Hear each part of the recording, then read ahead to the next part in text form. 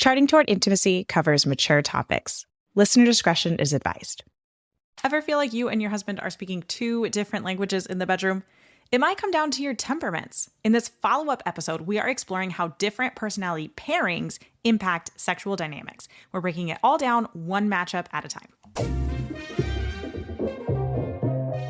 Welcome to Charting Toward Intimacy, the podcast for Catholic women that helps you improve your sex life, strengthen your marriage, and embrace God's design for love.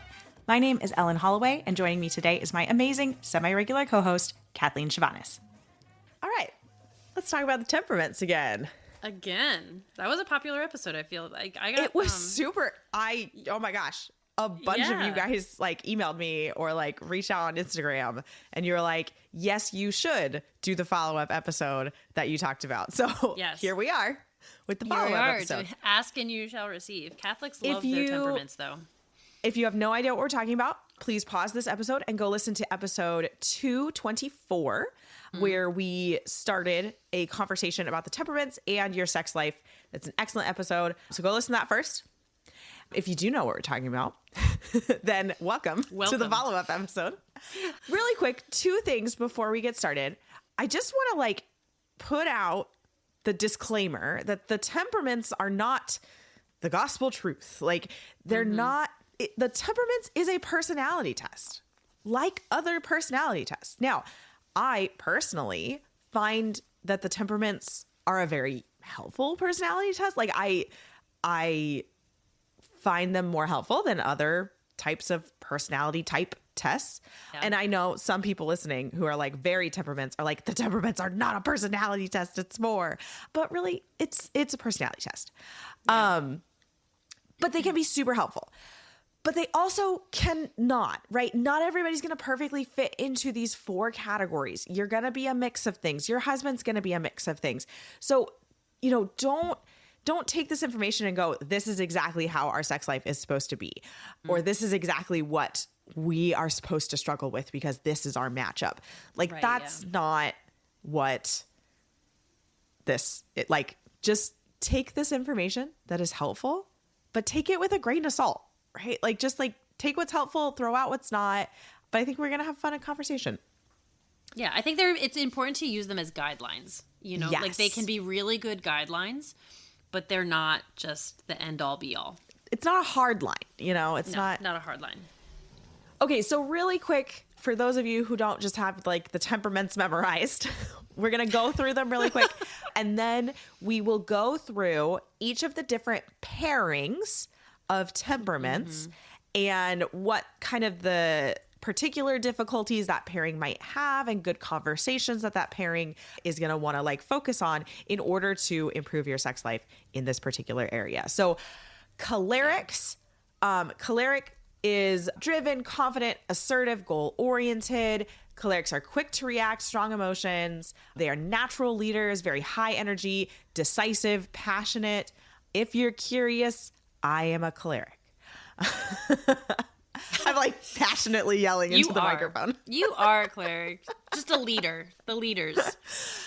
Sanguine, social, fun-loving, affectionate, emotionally expressive. Sanguine are also quick to react. Emotions kind of fade quickly on them. Sanguine are kind of joyful, spontaneous, outgoing. Sanguine are easily distracted, avoids discomfort, craves novelty.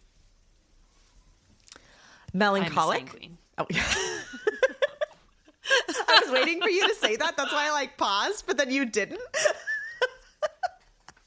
I think there's a little lag in our recording because I was just I think so. Yeah. Oh my gosh. Melancholic. They are thoughtful, introspective, sensitive, slower to react. Emotions are very deep. Emotions are very lasting. Melancholics are loyal, analytical. They value very deep connection. Melancholic can also be very self-critical, very anxious, prone to overthinking. Phlegmatic.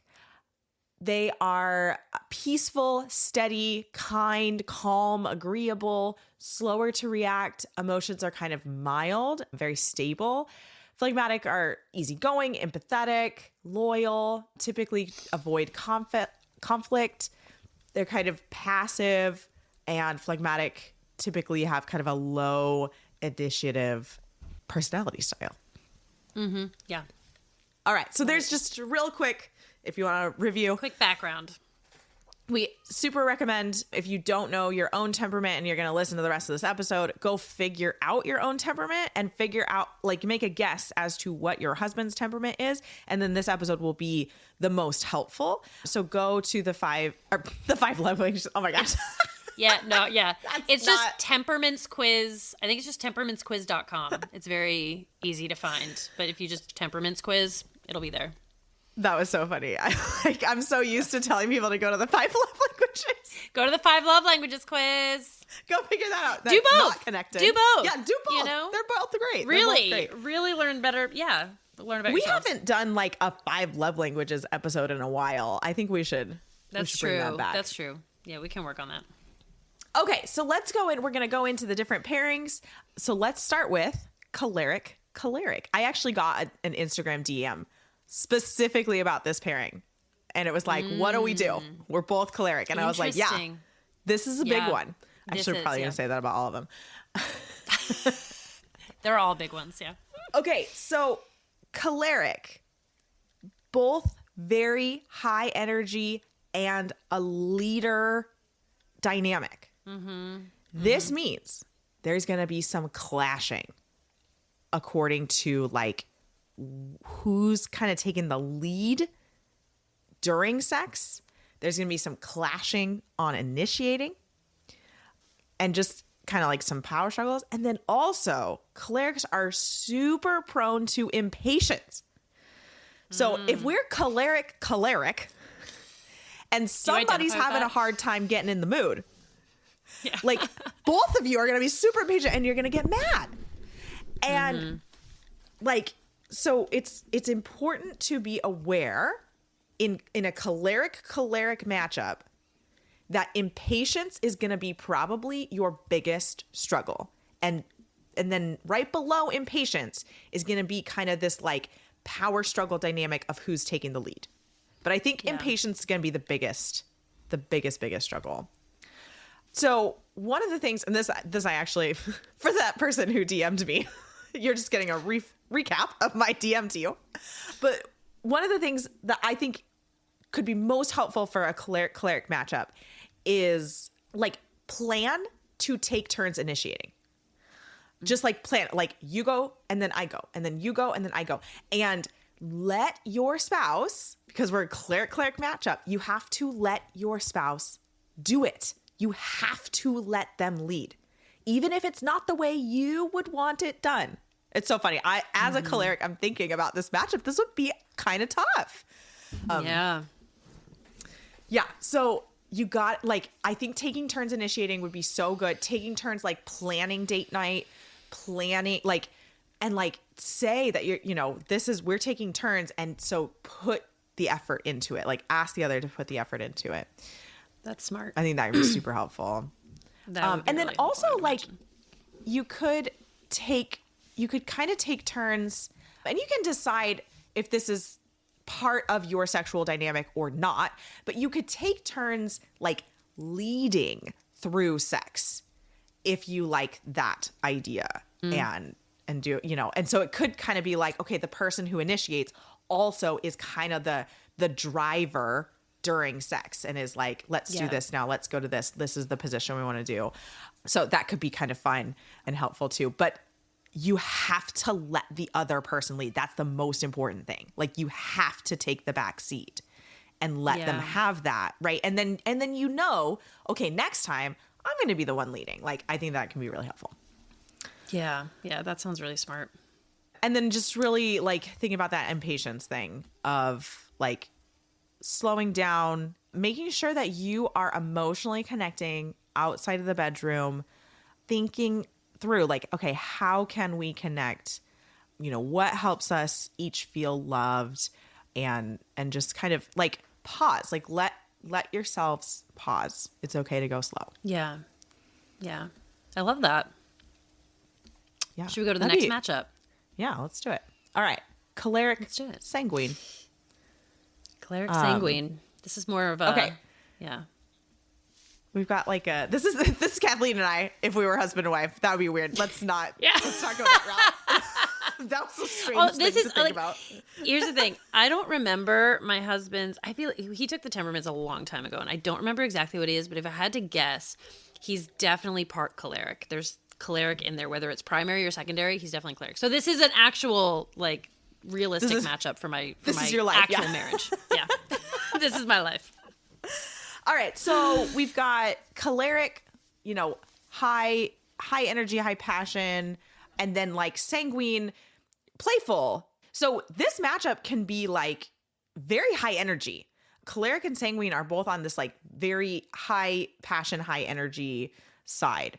What can happen though is that impatience that cholerics deal with can definitely come into this dynamic, is what I can see, is that the sanguine may want kind of more of that like, let's play, let's hang out in foreplay, let's do something fun, right? And the cleric's kind of like, let's get going. Yeah. So I think thinking about like, again, thinking about that emotional connection, this is going to be a theme through all of them, because that's going to be important no matter what your matchup is. Working on that emotional connection before sex. Mm-hmm. And then just like talk about initiation. Like talk about what you guys like. The sanguine may, like the choleric may be like, I'm gonna initiate. I'm always going to, right? And maybe not, right? It's not that the cleric is always the initiator. It's just that might be like kind of a common desire to be in that like leadership role there. Yeah. Right. But like the sanguine might want to initiate and the cleric may not be giving them that opportunity. And I think that might be, again, similar to the cleric matchup, is that like the choleric may need to remember to take a back seat and like give space for the sanguine to like do stuff or like be the initiator or suggest some ideas or like hang out and foreplay longer or whatever. Yeah, I think that like with any of these matchups, but like this in particular, because I can relate to it so well, like communication is so important. Like, especially when you have this different personality type where you're coming from a different place with it. You really do need to talk to understand the other person and their preferences, because it's not going to come naturally to you. With this particular matchup, it's so funny. Like it's such a real thing that one person tends to really want like sex that's just exciting, and the other one wants it to be really like deep and meaningful. And it can be such a struggle to find that balance between like, how do we make this both exciting but also deep? Because one person's interested in one and the other person's technically or normally interested in the other, so kind of finding a way to combine those two it can be tricky, but it's where the communication and the empathy for your partner, again, with any of these, but in this empathy for your partner and where they're coming from and, kind of trying to work together is just huge. It's hard, but it's possible. Yeah. Definitely. That was good. Yeah. Should we move on to choleric Melancholic? Move on. This Choleric Melancholic. This matchup. Yeah. This can be honestly, when I was thinking about hard, it, yeah. I think this might be the hardest. Yeah. Especially if the man is the choleric and the woman is the melancholic. I think that, I don't know. You guys might argue differently, but I think this might be the hardest. Yeah, I think that's probably true. So we've got choleric, like the choleric personality is very strong, and the melancholic personality is, I don't want to say weak. That's not right. Like, it's not like melancholics are weak. Like, the melancholic personality is much more subdued. So the melancholic is going to be really looking for that like deep emotional connection. The melancholic is going to be super self-critical, and the choleric is going to be fairly impatient, right? So we can see how this dynamic can then lead into further issues with thought work. Like within the brain of the melancholic, basically, is like your spouse, the choleric spouse, is already kind of in that more impatient area. And then as the melancholic, then you're just like, oh my gosh, everything's going wrong. I'm not going fast enough. I'm not warming up. And see, this is where I'm like, when it's the woman as the melancholic and the man as the choleric, I just see this is tough. Yeah. This is a tough one. But that is not to say that this matchup cannot have a wonderful sex life. You absolutely can. One of the things that's, I think, going to be the most helpful in this matchup is make sure that you guys both have done the temperaments quiz and understand the other temperament, because choleric and melancholic are very much like, they're kind of the opposite ends of the spectrum, which is why I think this can be one of the more difficult dynamics. And like really like have those conversations. Like what is it that you each need? And find that middle ground, right? So the melancholic, it might be like, I need us to go on a date before we have sex, right? Like, or I need you to compliment me a couple of times throughout the day before we have sex that night. Like, and those are okay things to say, hey, I need this. I need these compliments. I need these words of affirmation, right? We're just gonna put the 5 love languages in here, right? But then on the choleric side, you can also explain like the things that you need. Like, I need you to let me lead. I need sometimes, right? Like, it doesn't have to be always, right? I need to feel like I have some leadership in sex, or like really just talk about what each of you needs. And then the hardest part is that each of you then needs to give that, right? You need to like give some space for those needs in this matchup. Yeah. And that's what can be so hard, is just kind of, giving from another person's perspective. And I would also, make the point to say, like, the melancholic, a couple of things.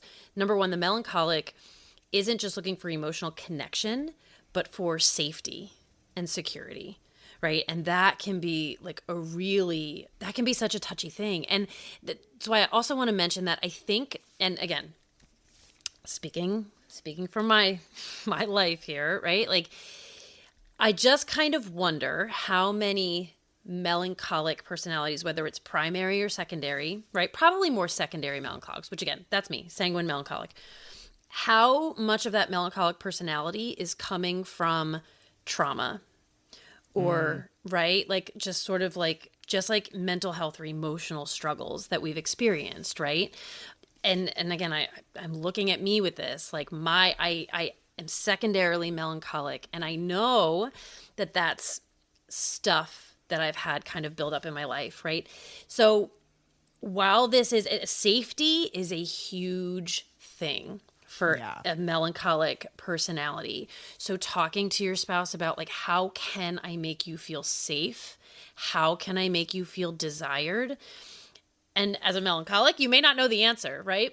But trying to dig to that is really important, which is why I think listen, I am a proponent of therapy for all people, but I think especially if you find yourself like with any sort of melancholic personality, therapy to kind of help you figure these things out and, how to blend with these other temperaments as someone who is looking for safety, like looking for connection, looking for affirmation, can be so, so, so helpful.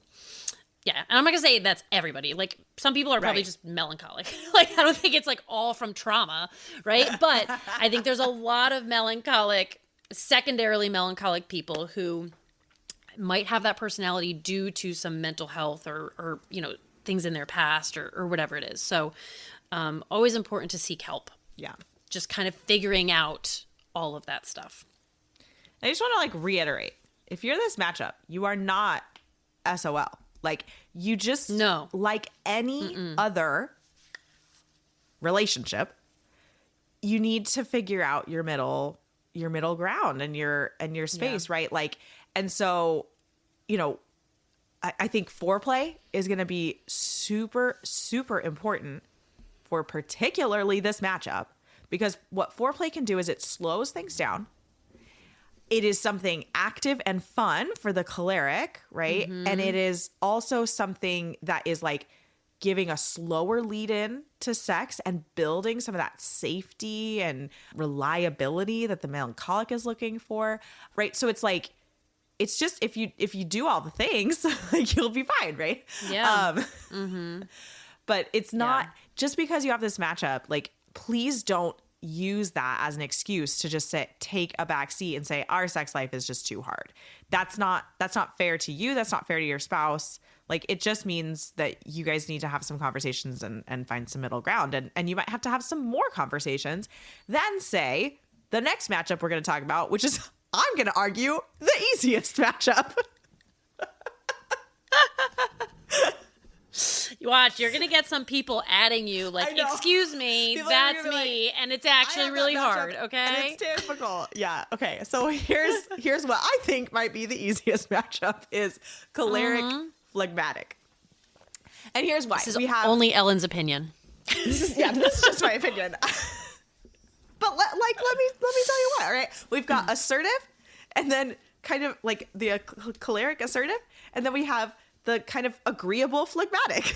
Like we can just already see how like this matchup it can work very well if it's like, if it's balanced, if there's good communication, if you've kind of like figured your stuff out. Like every single couple is going to have to figure their stuff out with sex. Okay. You got to figure out what you like, what you don't like, what your breaks are, what your accelerators are, what kind of foreplay you like, what kind of initiation you like, what kind of touch you like, what gets each other to orgasm, what kind of positions you like. You got to figure that stuff out. And that stuff takes trial and error. And I'm just thinking like, that is a fantastic podcast episode where we just talk about figuring your stuff out. Because like for newlyweds, like, So anyway, that's the next one we should do, Kathleen.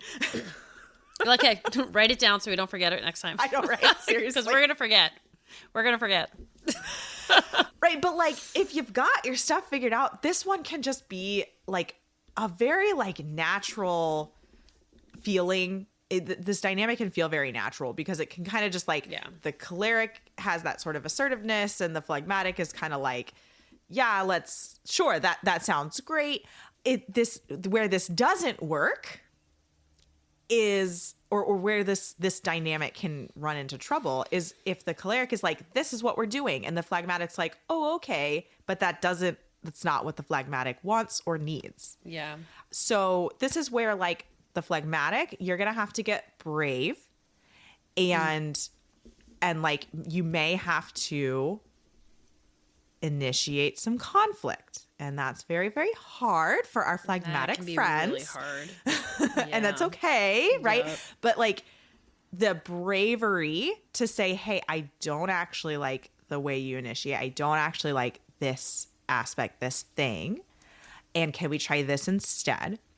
And then the choleric is going to need to, again, I think the like the anthem song of the choleric is give your spouse some space. Give your spouse space to do that, to like tell you things, to explain things, whatever. So like a good question for the choleric to ask the phlegmatic is, hey, do you feel pressured or overwhelmed by anything that I do around sex? Initiating, different positions, different things that we do during sex. Like, are you feeling pressured or overwhelmed by that? Are your needs met? Or are you just kind of going with the flow? Like, are there things that you would like to try? Like, that can be really helpful if the choleric can recognize like, hey, are there things you wanted to try? Because lately we've been trying all the things I want to try, right? The choleric has no problem being like, hey, let's do this. I want to try this. The phlegmatic can really, really, that can be difficult. That can be hard. Timid, yeah. Yeah. So, I think, I don't know. Do you have anything else on choleric phlegmatic? No, I think that you're right. It's just kind of like you said, like the anthem for the choleric sort of being give your spouse space. Just yeah, it's just kind of like always taking a step back to sort of like check and remind yourself that like, oh, maybe he or she has preferences as well, right? Because for the phlegmatic, you tend to kind of like take a step back and just let the other person lead. And that's not always a bad thing. I guess that's just like one more thing to mention about the choleric is sometimes those of us who are cholerics, think about my own relationship here. We like want the other person, like especially if they're phlegmatic or melancholic, we like want the other person to have this list of things that they want to do, right? And like they actually just might not have a list of things that they want to do. Yeah. And that's also okay. Like the phlegmatic might just enjoy going through and trying the things the choleric wants to try. And like, so that can be a really awesome thing. But then also that can be like frustrating for the choleric because it's like, but I want you to like, what's your list? I have a list. Like, tell me what you want to try. Right. And they're like, I'm good trying all these things. So just like recognizing that like that can be a space of contention as well. And that like it's actually totally fine if your spouse doesn't have things they want to try, if they're enjoying the things that you're trying and that kind of thing. So it's all about communication. Yeah. Really. Let's just have some conversations, guys. Love it. Yeah. All right. Sanguine Sanguine. Sanguine Sanguine. The bedroom is a party.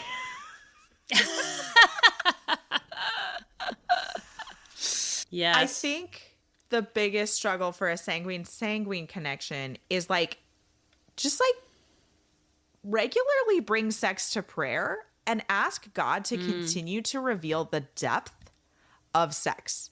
So I think this matchup, it can be super easy for sanguines to just like stay on that kind of surface level of sex. Yeah. And that can be really fun, but it really can like lack that beautiful like spiritual depth that sex has. Yeah. And so like just recognizing that and pushing each other toward that, guiding each other like toward that depth. It's going to feel like non-normal for you as a sanguine. And if you're both sanguines, like it's going to feel very easy to like just stay on that shallower level. And I hate to use the word shallow because I'm not saying that like you're a shallow person, but like just like recognizing that depth of marriage and intimacy and sex and really trying to like dig into that and remembering it. And like, I think centering yourselves before sex, like praying before sex or praying after sex can be like super helpful to just like really focus in on that depth of sex. Yeah. Yeah. Straightforward. This matchup also is the one that every time I say spontaneity is crap, these are the people who are yelling at me. These are the people, okay? It's the sanguine people who are like, no, we have to have spontaneity. Gosh. So here's what can happen though, I think in a sanguine matchup is that this matchup actually doesn't end up having as much sex because they are like so kind of desiring that spontaneity that sex doesn't become a priority. So these are the people that want to schedule sex the least, I think, maybe. Yeah. But these are the ones who need to schedule sex the most. Right. Yeah. So make it a priority. Especially once there's children. Yeah. Oh, totally. Yeah. It's like you would like never have sex. Yeah. You have to be spontaneous. So just go listen to like the episode Spontaneity is Crap. That's a good one. Love that you called it that. I know. Right. Spontaneity is crap. It is. It is, my gosh. friends. My sanguine friends. Yeah. Okay. Sanguine Melancholic. Okay, so this is a tough one to think about. Yeah. Sanguine, we're kind of in that like, I'm not getting them mixed up, right? Sanguine is our fun-loving friends, right? Yes. Okay. Who want emotional connection. They want emotional connection. Sanguine is like fun-loving, wanting emotional connection. Melancholic is like intense emotion, right? So we're both from here, we're looking for that emotional connection. I think this can be a really excellent matchup. This matchup is going to be, I don't know, it's going to be interesting. This one was not one that I had thought about before, and I'm like struggling with it a little bit. Yeah, now we're like looking at it. It's like, I imagine this one it's like a 50-50. Like it can either really work out or it can be really difficult, I think, because you're both sort of in this like emotional sort of state. Right. Very I think deep on the emotional level. Very deep on the emotion, but melancholics can also get very emotionally overwhelmed. Oh, yeah. So it's just I feel like it just kind of depends on where you sort of fall within sanguine and melancholic, like where exactly your emotions lie and the emotions that you sort of tend to experience the most.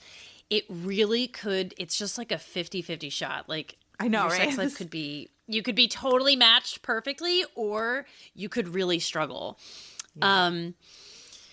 So because like, really one, like the melancholic, No, I was gonna say the melancholic has a need for affirmation, and the sanguine has a need for stability, right? Like it's just kind of like, how do we navigate your need for affirmation with my need for stability?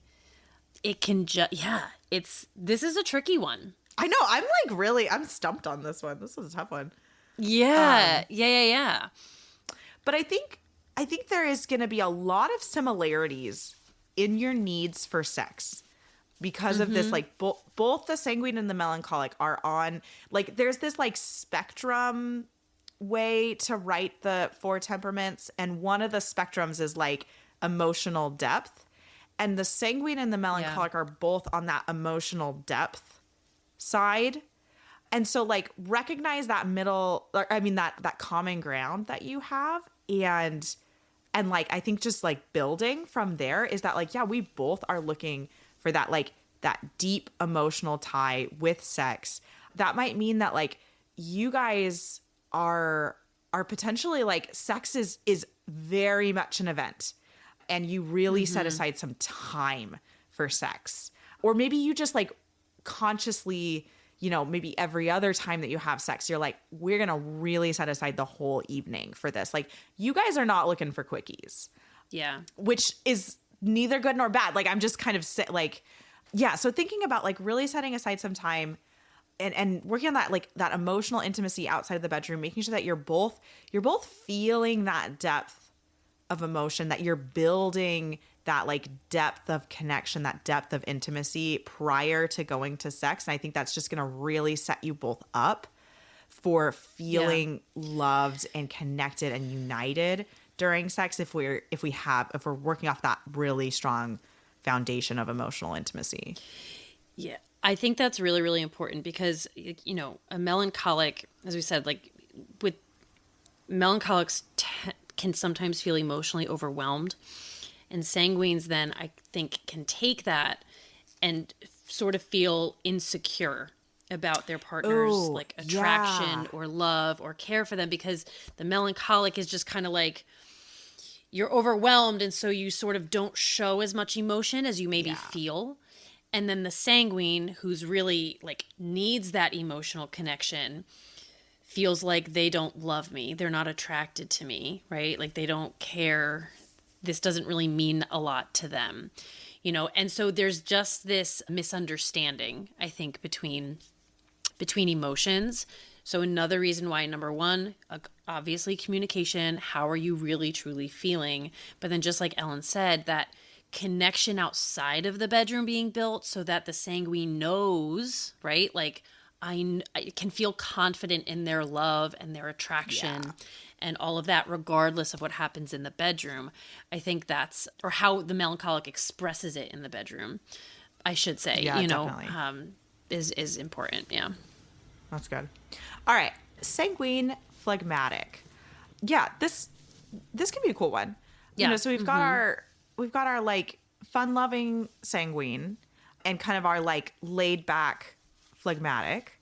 This can be a pretty good like matchup if the sanguine is also kind of the higher drive spouse and the phlegmatic is the lower drive spouse. Like this is gonna be like a pretty nice, like, you know, the sanguine's kind of that fun loving, like initiating, like let's get going, and the phlegmatic's like, yeah, let's, sure, like I'll go along with the flow.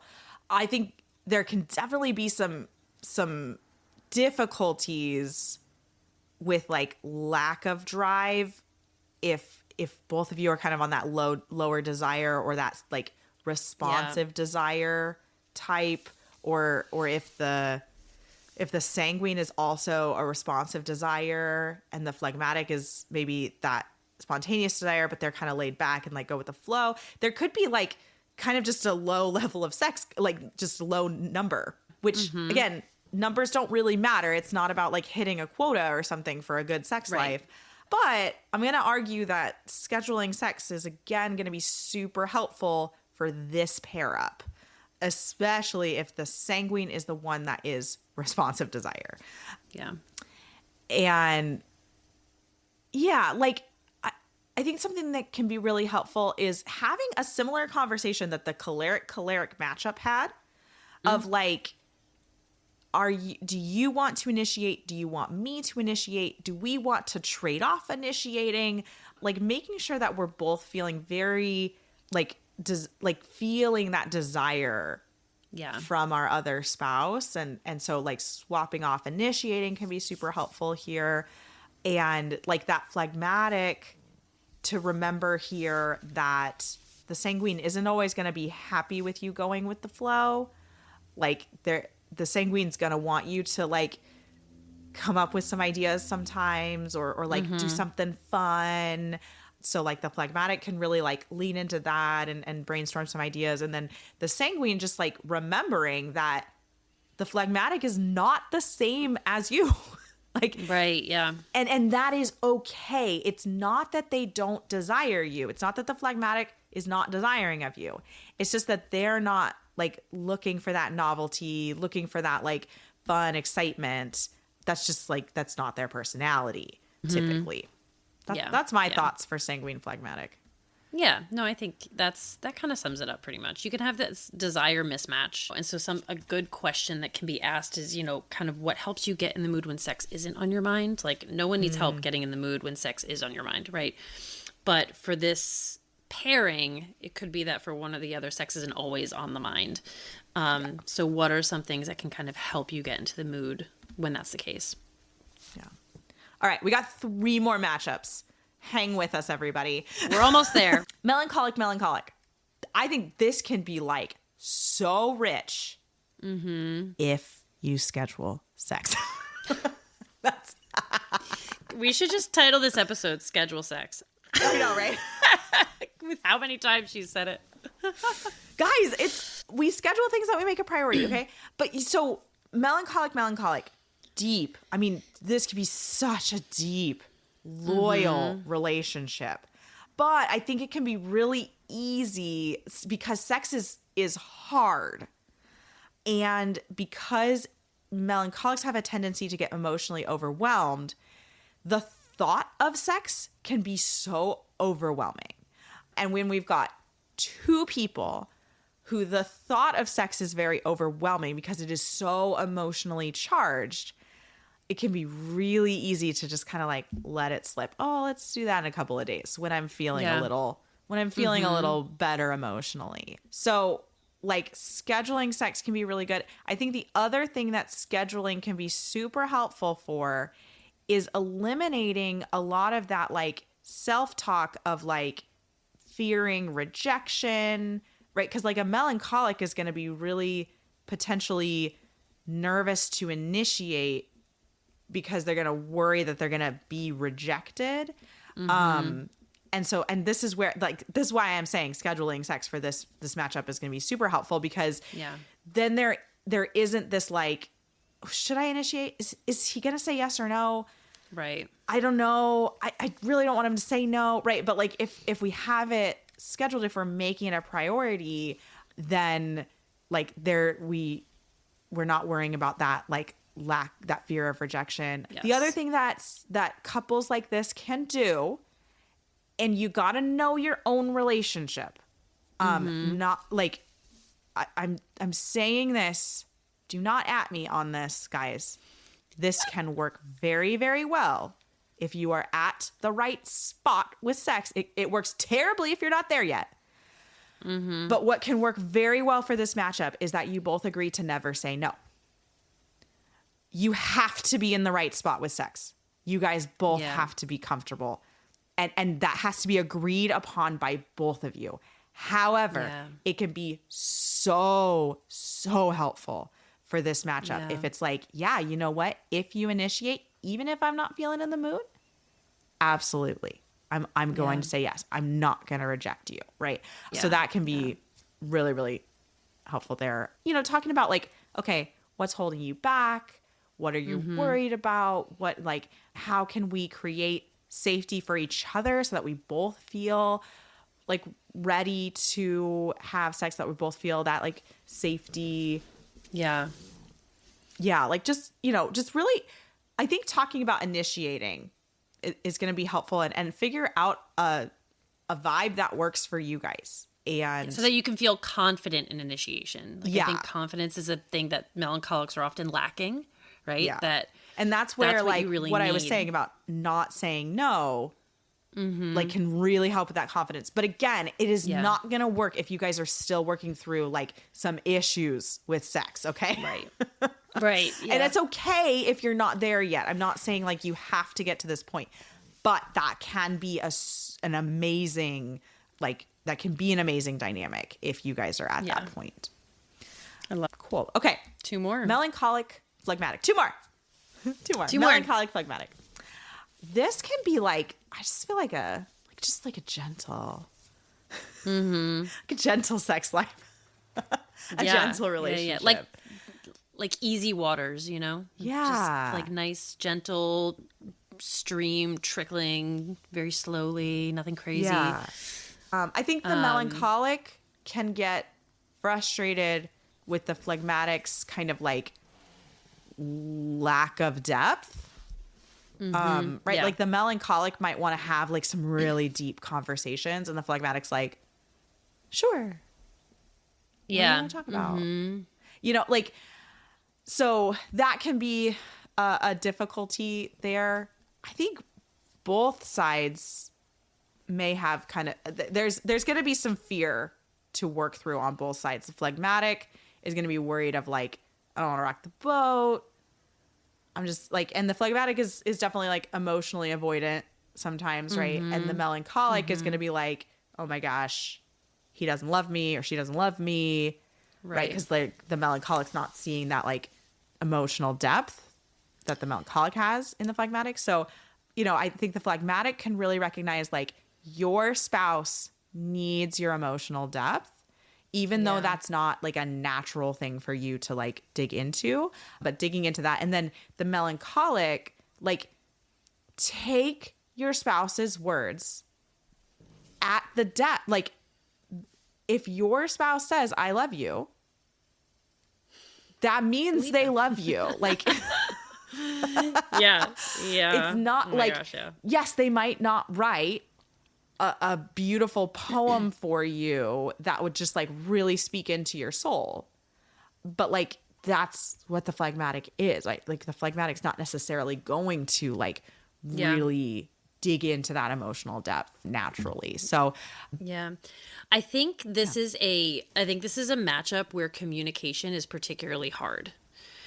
Yeah. I think this could be one where it's, you know, everyone's sort of pretty quiet. Like melancholics might not feel confident to bring up, you know, the feelings and the emotions and the thoughts and everything that they have. The phlegmatic is, you know, just a little more go with the flow, so doesn't usually initiate conversation, you know. So I think asking the question, like, is there something that we haven't talked about around our sex life, something unspoken, you know, that might be a really important question with this particular matchup, just to start conversation, because confidence in that conversation, and particularly around differences, can, I think, really be lacking. Yeah. And I think another question is like, how can we how can we kind of gently push each other out of our own comfort zones? Yeah. And that might be scheduling sex. Oh my gosh. Basically, no matter what your matchup is, just schedule sex. Like, that's all you have to do. That's it. Just schedule sex. Oh my gosh. Oh my gosh. All Anything right. else on that matchup? I think we're ready No, to I think that's it. bring it home with the last one. Bring wow, her we home. are clocking in at We this are. gonna This is a be long one. almost an hour A long. long episode. Yeah. We'll cut some things. Okay, phlegmatic. Low conflict, which I think can sometimes mean like too low of like energy and conflict. And we're looking at two go with the flow people who don't want to rock the boat. Yeah. Right. And we can just see like both of them have something that they're not really liking that much with sex. They don't want to rock the boat. And that can really build some resentment. And that's just going to utterly destroy a sex life in a marriage. It can really just bring a lot of disconnection, I think, too. Sex can either the relationship can kind of just turn into a sexless relationship, or sex just becomes almost mechanical. It can't, I mean, in the worst cases is what we're talking about here. Right, yeah. So I think what's important for our phlegmatic matchups is just like recognizing, okay, your spouse is your spouse and they will stick with you. You're married. They're going to stick with you. True. No matter what. And it really is okay to rock the boat. And this is the like one relationship in your life that is probably the most safe to rock the boat. Like, this is your marriage. And then like have a conversation about that together of like, hey, it is okay. It is okay to rock the boat. I understand. Like, I know it's going to be a hard conversation for us if you rock the boat, but it is okay. And our marriage will be stronger for it. Our sex life will be better for it. Like, this is a good thing, even though it's going to feel really hard for us. Yeah. And maybe even, here's an interesting idea. As a non-phlegmatic, I don't know if phlegmatics would like this at all. As a choleric, I'm like, this is a great idea. So easy for the clerics to say. Is like schedule. Like maybe once a month might be a good amount of time. Schedule sex? No. I'm not even talking about scheduling sex. But that's a great idea. What a brainstorm. I mean, wow. That's an excellent idea. Maybe once a month might be a good amount of time. I mean, and maybe you'd find that like every other month might be good, or maybe you need like every other week. Like maybe you need more or less of this. But like schedule a time that's like, this is hard conversation time. And like, so maybe every 2 weeks, maybe start with every 2 weeks, and then you can decide if like you actually don't need to have that many hard conversations. Yeah. But that way, you just know, like, you've set aside an hour or two on that time. And so then whenever something comes up that you're like, ooh, I should probably talk about this, but I really don't want to. You can be like, oh, I'm going to bring that up at hard conversation time. Like when we are planning. And like that way you guys can both kind of emotionally prepare for like, okay, you know what? We're going to like this. It's going to be tough. And what you can do too is like schedule this like hard conversation time, but then like also schedule an incentive afterward. Like maybe you have hard conversation time and then you guys like eat ice cream together, right? Or like have a glass of wine after. Like I think they should be like do the hard conversation and then have the like reward. Or like if you guys like board games, like then we like play a super fun board game together. Or maybe you separate, like maybe after hard conversation, Right, like then you each schedule something that you like doing by yourself. Like you like go take a bath or go on a walk or like something that you really enjoy, or you like go read a book that you really like.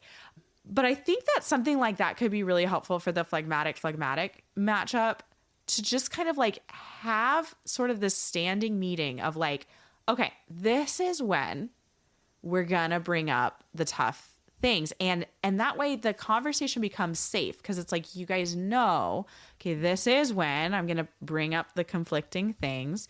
I do think that the phlegmatics, even if you schedule it, you're gonna be like, I actually don't have anything hard to say this time. It's fine. We can just like skip it this week. Yeah. And you got to not do that. Like you got to not skip it. So yeah, so something like that can be helpful. And then the other thing that I think can be really helpful for a phlegmatic matchup or any matchup with a phlegmatic is get a notebook and have a conversation in the notebook by like you like write something out to your spouse and then you give the notebook to them and then they read it and they respond when they're ready and they give the notebook back and you have this asynchronous conversation that is like slow and you have like control over when you're going to read the thing and when you're going to respond to it. Well, that's a great idea. That can be, I think, really super good helpful for any phlegmatic matchup. Of course, I'm saying this at the very end of the episode when the least number of people are going to talk, or I mean, the least number of people are going to be listening at this point. It's an excellent idea. I think that's a great idea. That's a great idea. Anything else for our phlegmatic? I don't think so. I think you covered that really well. That was that last one was a great idea. Okay. There we go. Job, everyone. We made it. We gave you what you wanted, and it was maybe more than what you wanted. Okay. It was more than what you asked for, but here we are. Yeah. Good job. Oh, man. All right. Well, thank you for sticking with us to the end. Yes. Hopefully it was helpful. Thanks so much for listening. If you're ready to stop feeling confused or discouraged about sex and finally understand how God designed your body for real, beautiful pleasure, you need to check out the Orgasm Course for Catholic Women. I'll teach you the tools and the mindset you need to experience the intimacy you were made for, all deeply rooted in Catholic Church teaching. Head over to vinesandfullbloom.com/orgasm, and I'll see you inside.